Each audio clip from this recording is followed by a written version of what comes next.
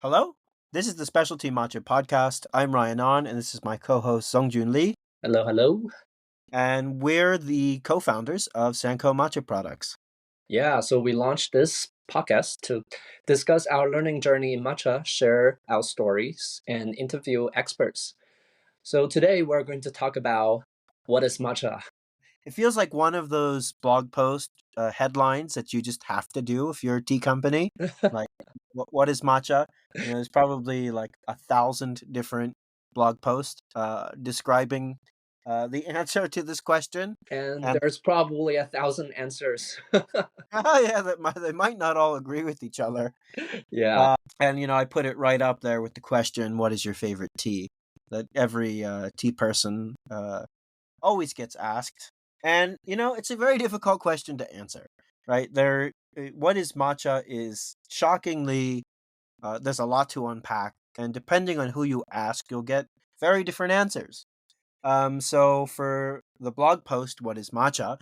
we decided to just answer it through the lens. I think there's 6 different lenses um, of answers that we've heard over the years and sort of compile our impressions.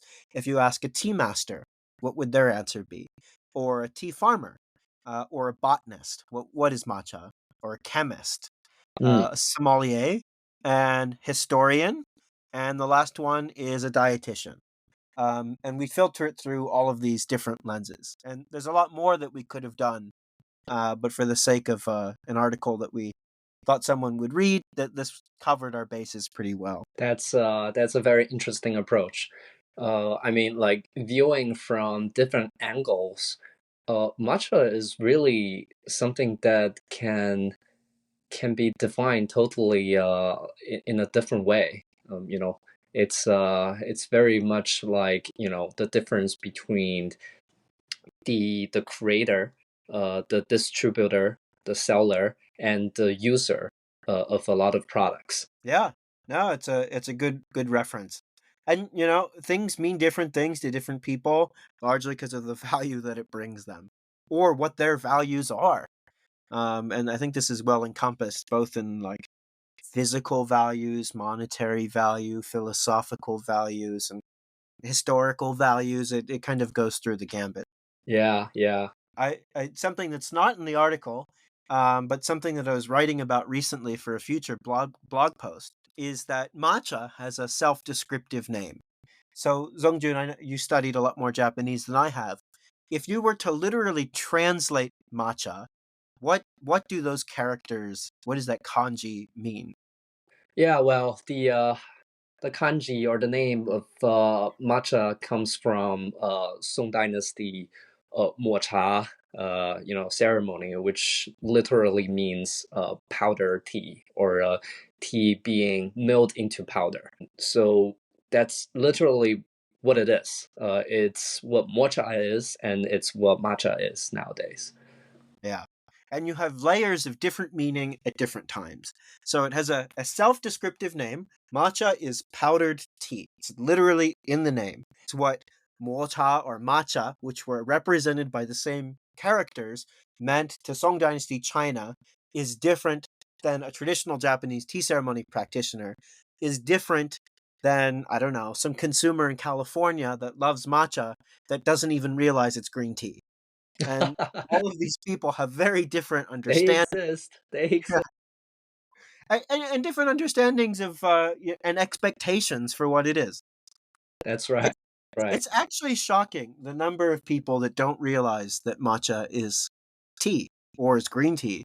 Yeah, Uh, I mean, like, I think it's totally reasonable. Like, it's just like a lot of people outside of, common coffee drinking countries that doesn't realize that coffee actually comes from this very interesting being that's enclosed by this Fruits. beautiful like red cherry. Like, for a lot of people, they don't really know like that's what it is. Yeah, actually, I think technically it's classified as a seed, but yeah, it's a seed of a fruit. Yeah, very, very, very fascinating. Same with chocolate. Yeah, same with chocolate. People doesn't necessarily know, what what the beverage or the food that they're consuming from day to day basis, originally come from. It's like all these salmon fillets are just salmon fillets swimming in the ocean. Yeah. Yeah, it's a good one. So I guess let's start actually at the bottom of this article. And a lot of people are interested in matcha because it's healthy. So if we were to ask a dietitian, or if you were to ask a dietitian, what is matcha? Like, what type of answers and framing would you get from someone like that? Well, regularly people would probably talk about, the richness of L-theanine and, the abundance of antioxidants that, matcha naturally has. And it's very true. Matcha is a very healthy drink. And also it has this phenomenal effect that's provided by caffeine that perfectly suits with a lot of modern consumption habit. People want to stay awake uh, during the daytime so that they can work or do things that they want to do without a drowsy head. Yeah, certainly. Especially for like the modern knowledge working economy, right? Like our currency is clarity of mind, is creativeness, is awake, and like a lot of the functional benefits, like you said, around the polyphenols, which are antioxidants, the L-theanine, which makes you feel kind of alert and focused, and caffeine is kind of a perfect magic cocktail of health and wellness in the mind, and is also linked to a lot of really great research showing positive correlations for all sorts of health issues as well. We won't go into them here, right? So a lot of them are just associative studies; they're not a direct cause and effect. But I mean, it's fair to say, at the very least, matcha contains a lot of compounds that are very healthy. Yeah, that's right. I'm not sure if it's going to make you drop 20 pounds or cure cancer, but Hopefully, if you you know, just drink matcha. you see your fair share of snake oil sales pitches, which is unfortunate. But I mean, there is a lot of positive direction of the health benefits that matcha gives you. Yeah, so I guess that's very much the reason why people nowadays view matcha as an alternative to coffee. It has very similar effect, and also it brings you all these good benefits. Yeah, it's a better for you product, and it looks better for you too. Mm, So both from a taste perspective and getting like all of these additional things that other caffeinated beverages don't necessarily offer, right? It's very understandably an attractive choice, even if it didn't taste good. yeah, like the your favorite green juice that you regularly consume. Yes. What? Actually, I was recently served an ad for a very new clean label energy shot. And what they did is they mixed 120 milligrams of caffeine with, I think, around 100 milligrams of L-theanine. And I was like, oh, whoa, that's just like taking a shot of matcha. Uh, It's just like matcha. just taken a strip down, but without all the polyphenols and, other compounds that you see in matcha. Um, Yeah, yeah, yeah.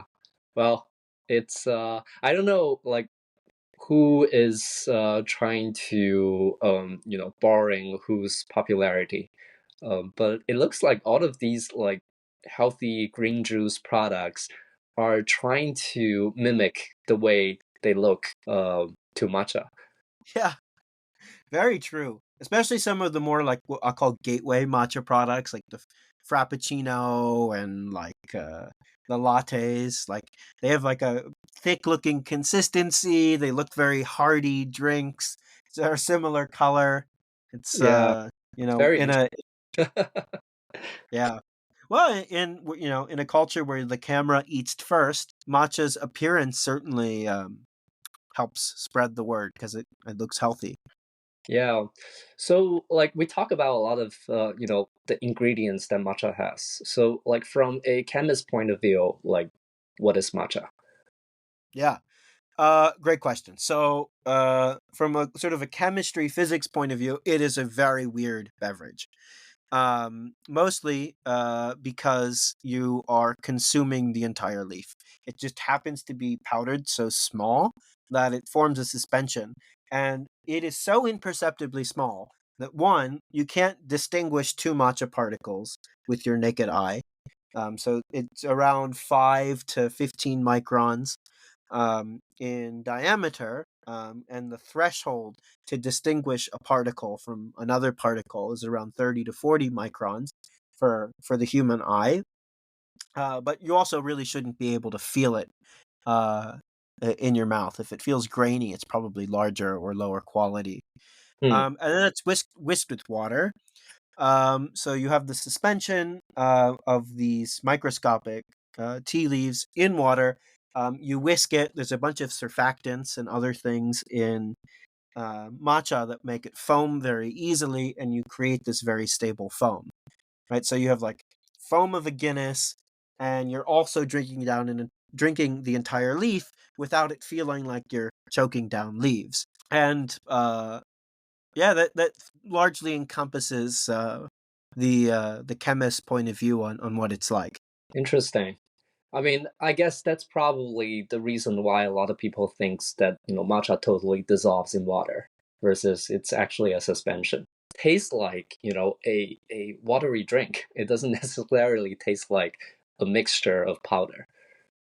Yeah, and almost all of the beverage powders in our daily life, whether or not that's like powdered instant beverage like Tang or like the new and popular liquid IV, with all the electrolytes. Like anytime we encounter a powder in a culinary or beverage context, like instant coffee, right? Like it dissolves. Mm, And just it's not the case for matcha, and it actually adds some complexity, right? Because when you get particles that small, the electrostatic forces are very strong and it becomes very sticky, right? Especially when you get matcha. If you don't sift matcha and you get a clump of matcha wet, it really wants to stick to itself, and it's you can't right, separate it and form a good suspension. right, because it's so fine. So, like, Ryan, how do we actually get matcha that fine? Like, it's so fine and it's finer than, most of the coffee grounds. Yeah, so unlike coffee, it's milled significantly finer. Actually, even compared to like flour, like wheat flour, it's still milled finer than that. And it's milled on something called an ishiusu, which is a very large piece of granite that has ridges cut in it, and you feed the matcha into these two millstones, which are on top of each other, and it spins, and it slowly grinds the tea leaves into a fine powder, where it then exits. And there are now more industrial ways of milling it, such as a ball mill, um, that can, mill kilograms an hour. And in Ishiusu, or the traditional method, which was first developed in China and then moved to Japan, it mills about 20 to 40 of grams of tea an hour. And that is incredibly slow. To put it into perspective, a serving in a matcha drink can be anywhere from 2 to 4 grams of tea, usually two. And if you're getting anything less, your cafe is cheating you. Um, Good I reference. mean, and it gives about 10 servings an hour, which on an industrial scale makes it very non-scalable. But there's a huge benefit to it, Uh, in because these ball mills generate tons of heat. So that's one, and heat can damage the product. And the second are the shape of the particles that are being milled. mm, And it turns out that Ishiusus are just incredibly good at producing high surface area particle morphology. So, put it into non scientific terms, it produces very jagged shapes. And what's great about jagged shapes is that they form a much more stable suspension.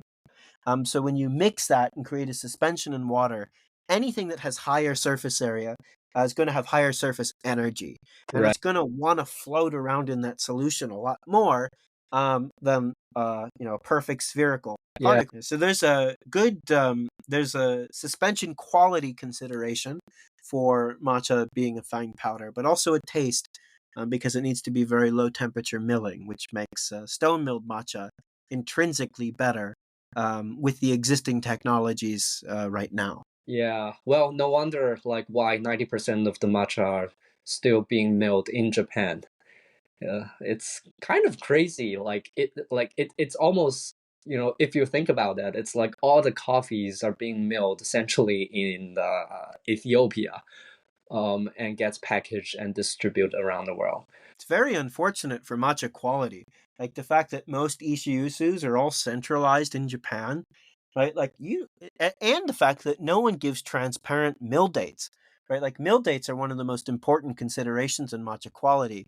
And there are very few companies, you can probably count them on less than one hand, that give you a mill date on their matcha where you know how long that tea has been powdered, right? Yeah. Also, because it's such a fine powder, it's going to oxidize very fast, very quickly. I mean, Yep. even when you open a can over the course of a week, even if you keep it in the refrigerator, it's going to start tasting different. And not only is it going to taste different, going back to the nutrition, right? A lot of those things will degrade. And there's a very interesting study looking at the degradation of antioxidants at room temperature, normal temperature, over 2 months. One of the key polyphenols, one of the key antioxidants, EGCG, degrades by over 40%. I mean, most matcha that people are drinking is older than 2 months. And Crazy. by the time it even gets to them, a lot of the health benefit has been destroyed because it was sitting in a warehouse for who knows how long. I mean, they even look different. Like it gets, yellowish and grayish in color, and they certainly don't taste nice. Exactly. The status quo is very unfortunate. But we're starting to see more and more Western tea vendors import ishiyusus and starting to mill matcha fresh stateside. Well, I've seen the same thing in Thailand. It's probably happening in Europe, but I don't know specifically where. Right. Problem is, those machines are very slow. It's not a scalable way to grow your business. And, I actually tried to buy one about a year ago. It is really complicated. It's not like Amazon where you add to cart.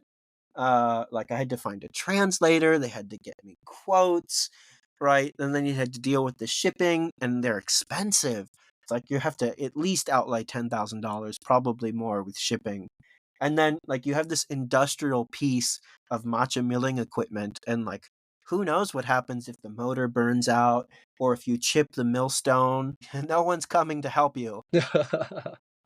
Yeah, but it's good to see, like, all these labelings habits start popping out, outside of Japan, and it's quite fascinating. It's like, you very much already have been seeing this kind of practice in a lot of other beverages like coffee and wine.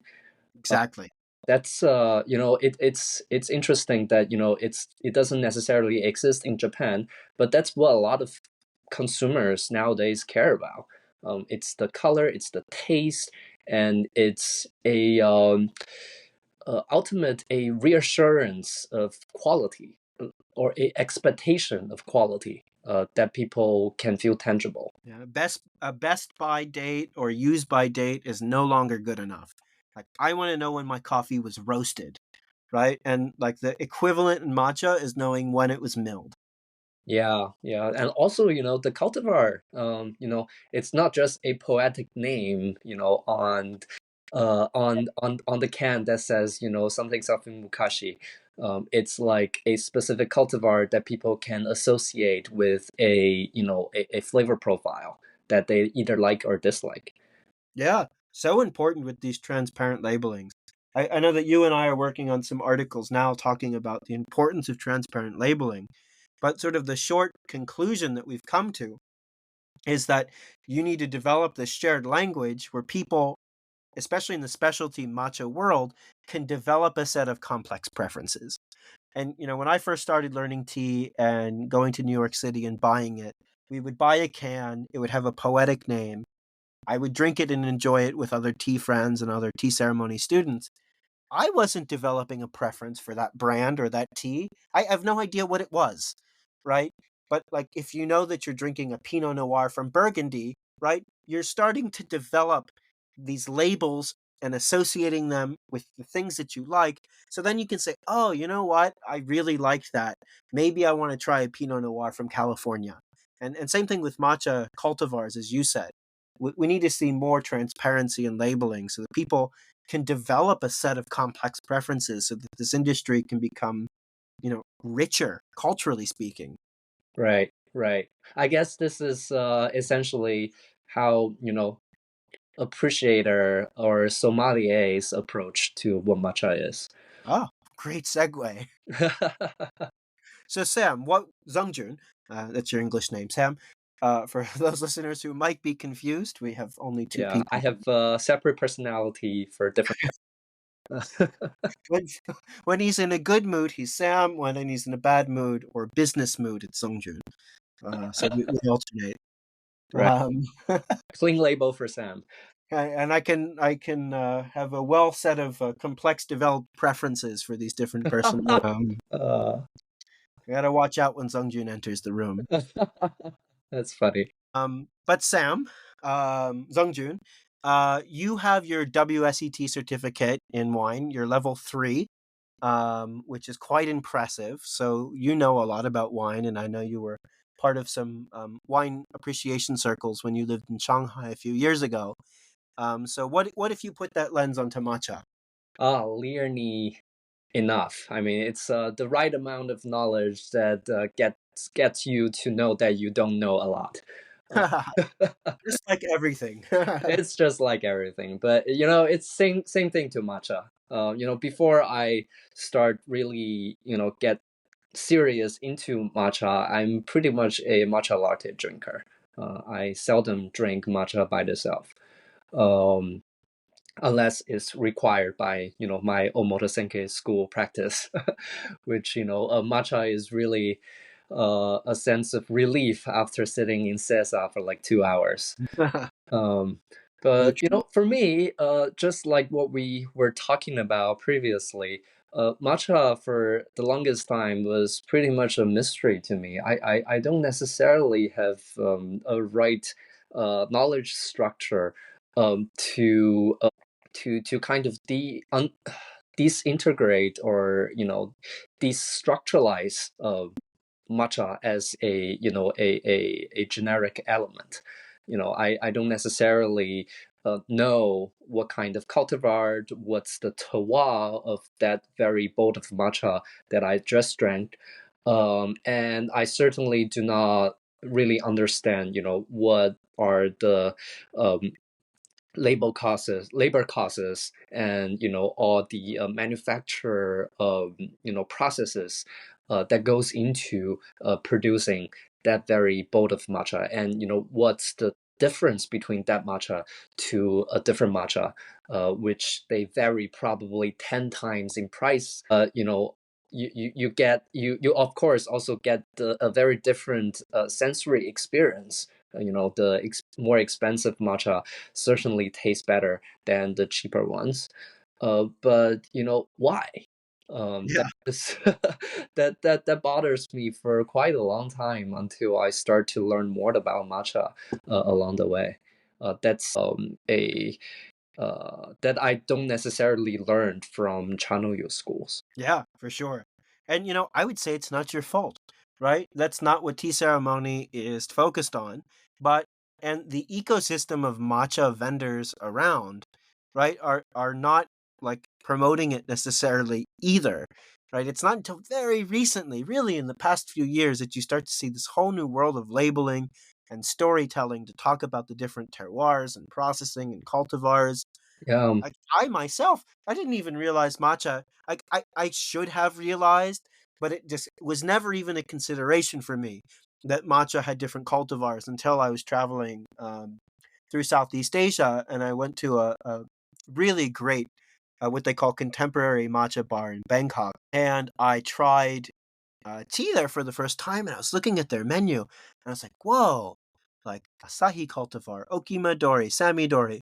I'm like, never heard of these names. It's never occurred to me. I've never seen a menu offering different varieties, and I kind of systematically went through and tried all of them and had a light bulb moment because I was like, "Wow, what if you took the same wine, specialty wine principles, or the same specialty coffee principles, and just put that over matcha?"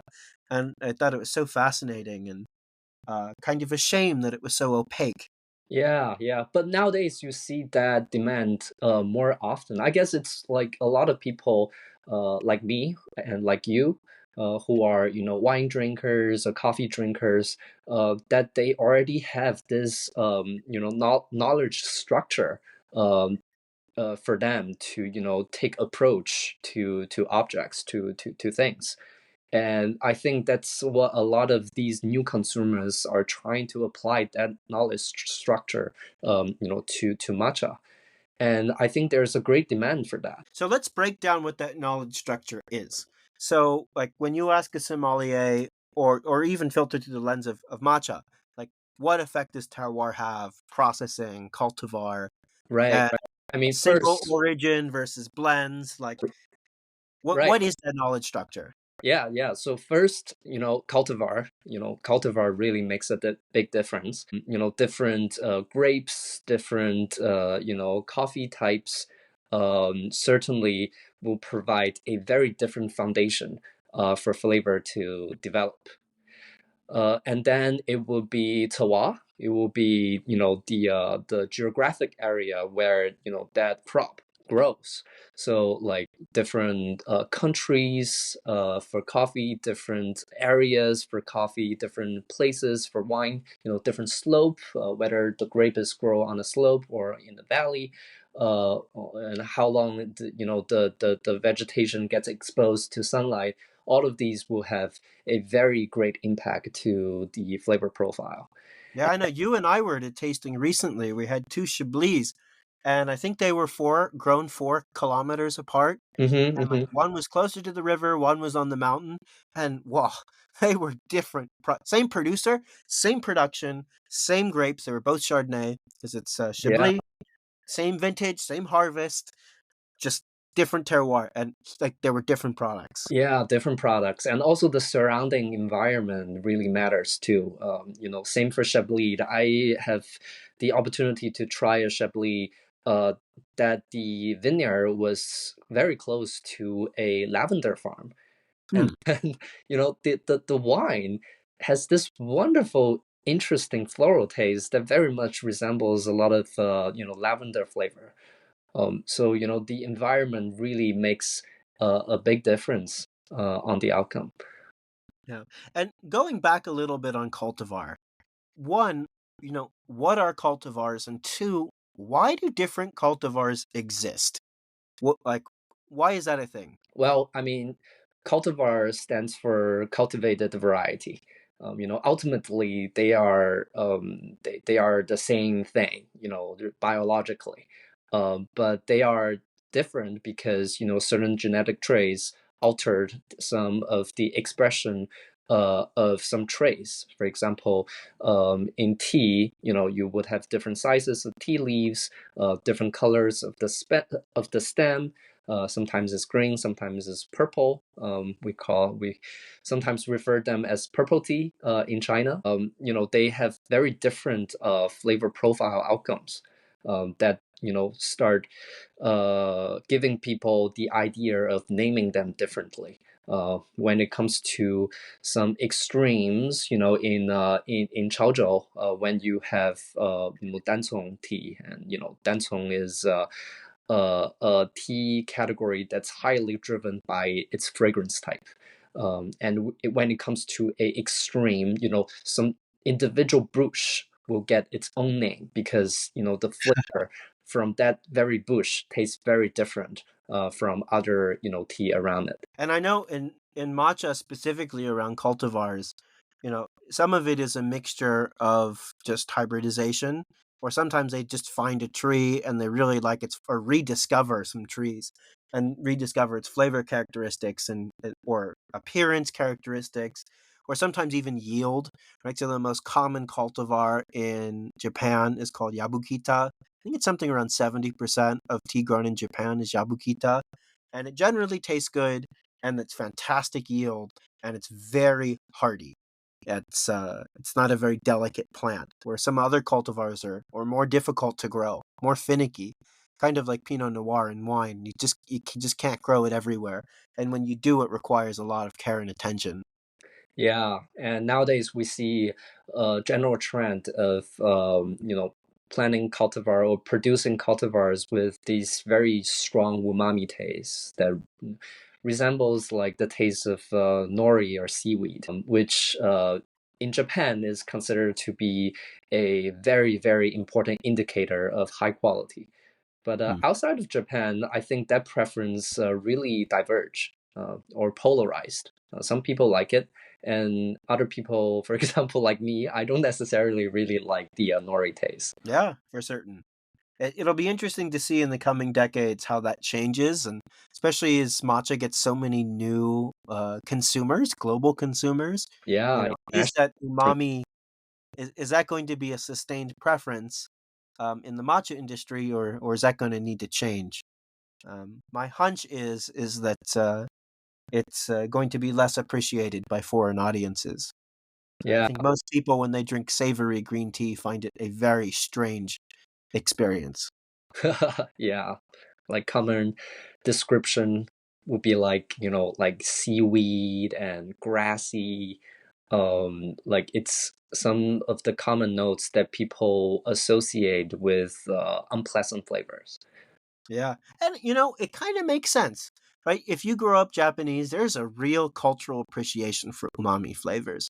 And some of your earliest memories in flavor were around things like dashi or other things that have a lot of umami taste. You're used to eating nori or kombu and different types of seaweed. There's a lot of exposure, and it's generally positive, right? That's Whereas right. a seaweed note in the States is not a compliment. Yep. Or a grassy note sometimes is, sometimes isn't. And it's those early associations, and just the rest of the world doesn't have them. And the Japanese cuisine is so unique that this opaque green foamy beverage that's savory just might not be hitting the same notes for even who maybe like a self-described matcha connoisseur that they would if they didn't have those early childhood memories and flavor exposures. Yeah, yeah. I mean, from a Chinese point of view, like the taste of savory, um, it has a really strong association with soup or food, like food in dishes. Doesn't necessarily as you would expect that to occur in a drink. So I guess it's a little off-putting for a lot of, international consumers because it's not really a flavor to expect in Yeah, their drink. even East Asian consumers. Yeah, yeah. But I guess it's so so common for Japanese consumers because umami is really part of their culture. Like it's hometown of MSG. Like like umami is really really an important element of their dietary habit. Yeah, exactly. So that's a bit of the sommelier's background. Sam, if you were to look at matcha through historical background as a historian, like what is matcha and what was its journey throughout time? Yeah, so I'll start from China, and maybe Ryan, you can pick up from when matcha officially enters into Japan. But from Song Dynasty, actually, the notion of powder tea or really comes from the proto tea ceremony in Tang Dynasty when people start to breaking tea cakes and mill them into finer chips. And at that time, it's not really powder in a wheel mill, and then they will toss tea into hot water along with a lot of other spices like ginger. So it was really like a soup back in the days. Or like chai?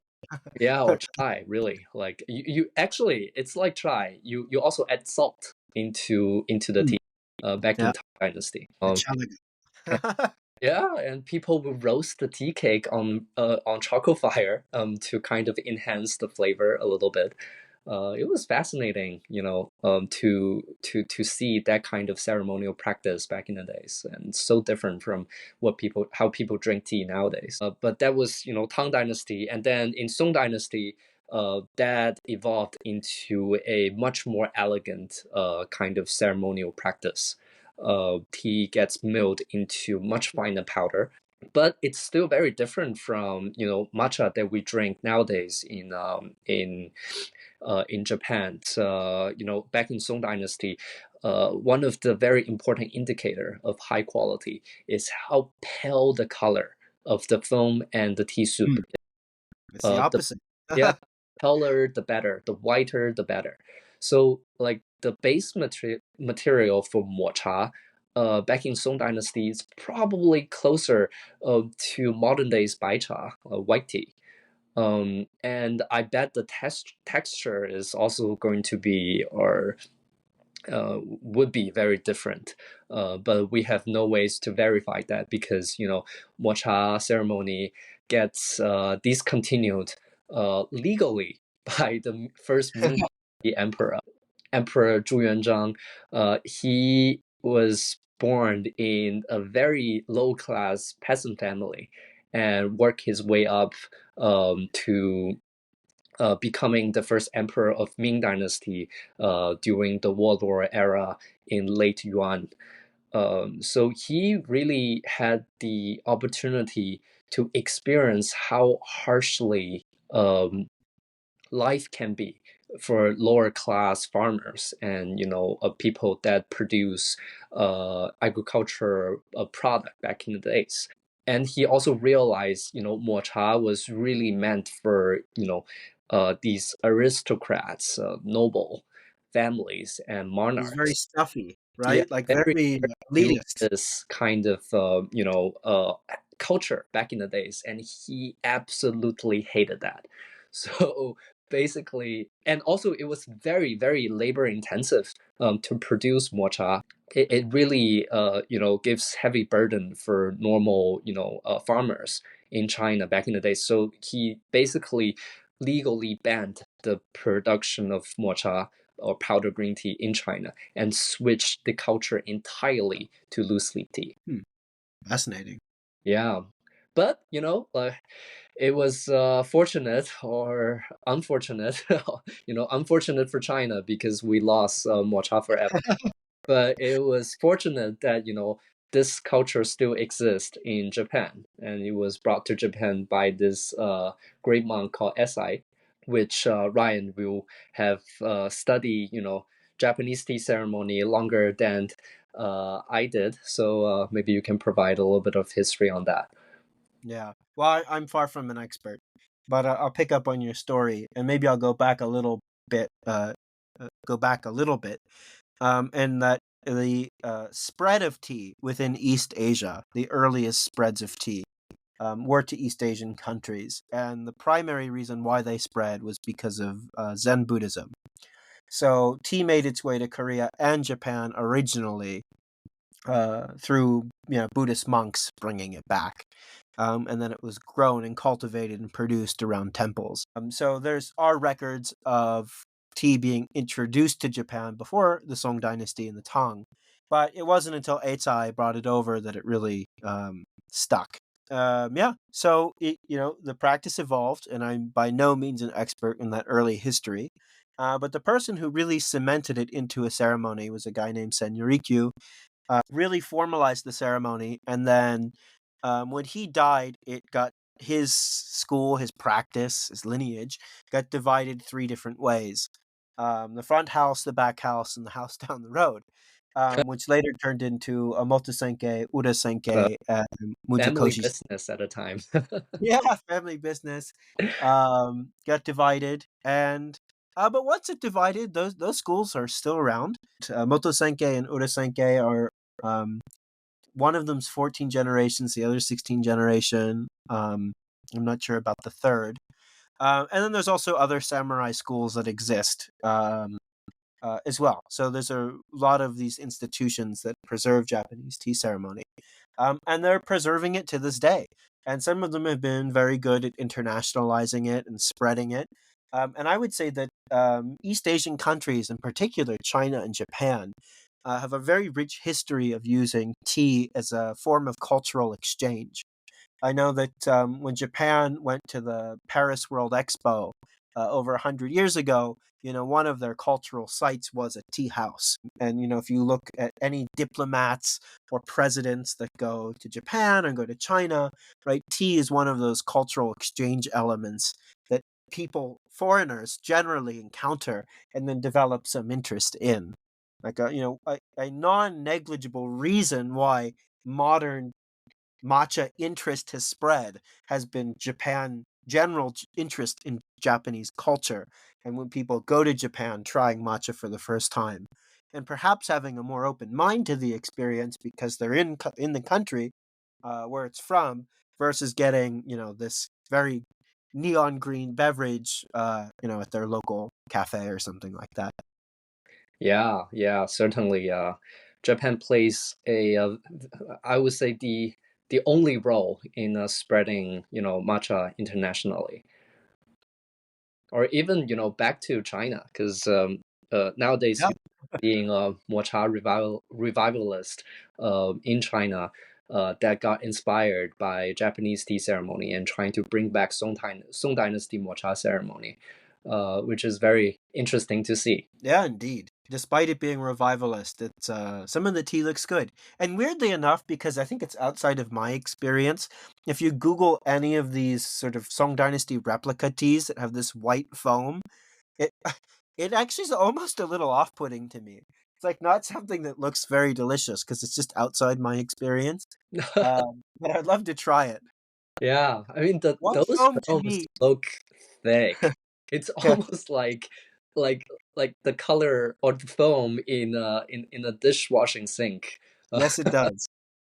It's to me, white foam and tea usually are not a good mixture. but Like, but I heard good things about them.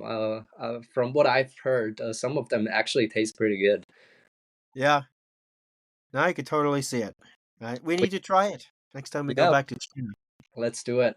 All right, well, let's move on to the botanist perspective. And when you Google, what is matcha, one of the first things everyone's going to tell you is that matcha comes from the tea plant, and its genus and species is Camellia sinensis. And if you're drinking anything that doesn't come from Camellia sinensis, then it's not tea. So we'll get that one out of the way. That's mostly true. And from the botanist perspective, right, Camellia sinensis can have different cultivars, which Sam Zongjun already touched upon. And some of them are recognized by the government. The Japanese government actually keeps a list of these things. And some of them are unrecognized. And there's always new ones coming on through purposeful hybridization or mixing of existing cultivars that way, or even by seed propagation. So Zongjun talked about creating different dansong cultivars, which is a type of oolong from northern Guangdong, in and around Chaozhou. And most of those are seed propagated. So put another way, the tea trees are allowed to have sex. They have Ooh, sexual reproduction, and you end up with different genetic offspring, which can have different traits. Sometimes it tastes great, sometimes it's poisonous, or sometimes it tastes bad. So there's also sort of nature's way of creating variation within tea. that's very interesting. It might be interesting in the future if we can try to shade ground Camellia assamica. Um, Ah, yeah. Camellia sinensis, the Samika version. Yeah. yeah, Camellia sinensis assamica. That will be I don't know. Yeah, I don't know. Yeah, for those who don't know, Asamika is sort of the East Asian tea's cousin, and it grows much in much more unfavorable conditions. So in much hotter conditions, drier, it's a more robust, rugged plant. Yeah, it's So almost like coffee robusto.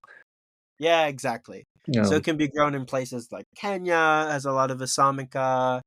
A lot of India grows Asamika, where traditional Chinese varieties would struggle, which prefer higher altitudes, slightly colder temperatures, and just different.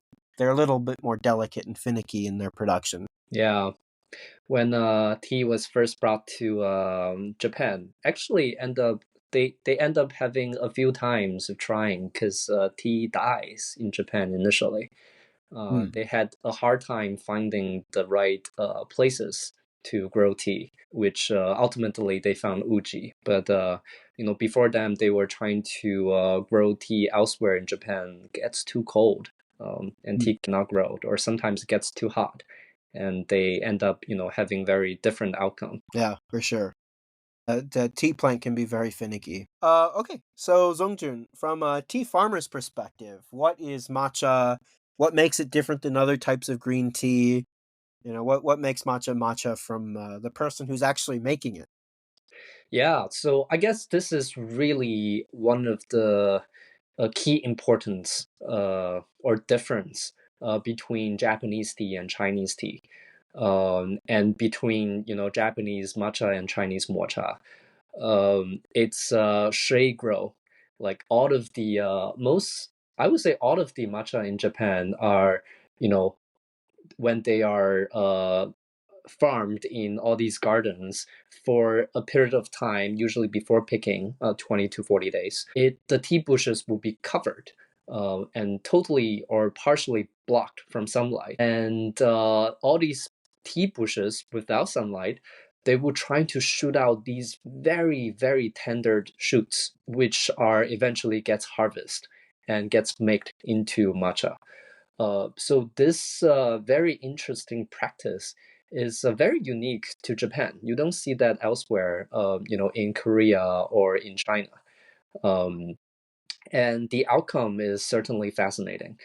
You have these very, very tender, creamy, savory, and almost sweet, with less bitterness, tea leaf that gets made into matcha versus in other places in China or in Korea, a certain bitterness is desired by the tea drinkers. And I'd say another big difference too is the steaming.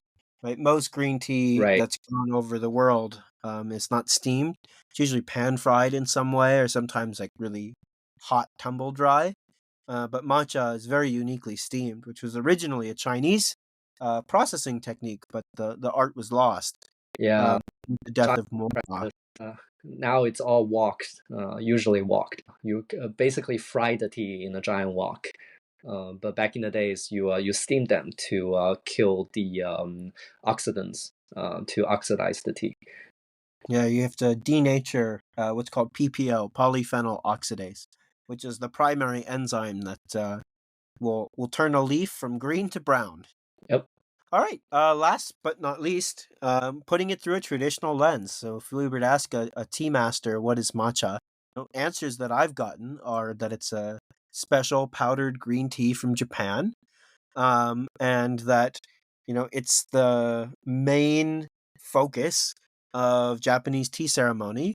It's not like the only focus, but it's called tea ceremony for a reason. But really, what it is, it's a highly ritualized tradition centering around like hospitality, and you can almost think of it as like the ultimate act of intentionality. When you learn Japanese tea ceremony, there's all of these subtle and there's a lot of rules, and the more you learn about the rules, the more you learn about their subtle intentions, like arranging the flowers in a particular way, picking out a certain calligraphy, the way you walk, the way you talk, the way you hold things, your movements. It's all pre-choreographed, and at first it feels very arbitrary, but then you start learning why certain things exist. And I'll never forget this moment. A teacher corrected a student who, it was on some weekend. They were just wearing a t-shirt, and they did a move where they were um, grabbing a lid, and they had to go underneath the bowl and then set it down. And this particular student carried it over the bowl and then set it down. And they said, no, no, no, you cannot do it. This move is always under. And someone asked why, and she said, well, in traditional tea ceremony, you would be wearing a kimono, and kimono has these large leaflets coming off, and it would be physically impossible to go over the bowl without catching that leaflet Ah, on it. So there's all of these little subtle intentions that they slowly teach you over time, and they teach you to be very intentional. So matcha and tea ceremony is a mechanism to learn a lot of these uh, ultimate through a Western perspective, it's like ultimate hospitality, and all of the philosophical elements behind it. Yeah, I mean, like for flower arrangement in a tea house, for the calligraphy that gets hung, on the side, they all need to be matched in a coherent theme. Whether it's seasonal, whether it's the occasion of the gathering, they are all in their ways a manifestation of the host's goal. Yeah, no, exactly. Yeah, and tea plays a role, not the role, in the tea ceremony, which I actually find it very fascinating. Because in Chinese tea ceremony, everything is centered around the tea. Like you do all of these things to the right choice of teapot, the right choice of the water itself, how to age your water, how to brew the tea, how long do you brew the tea.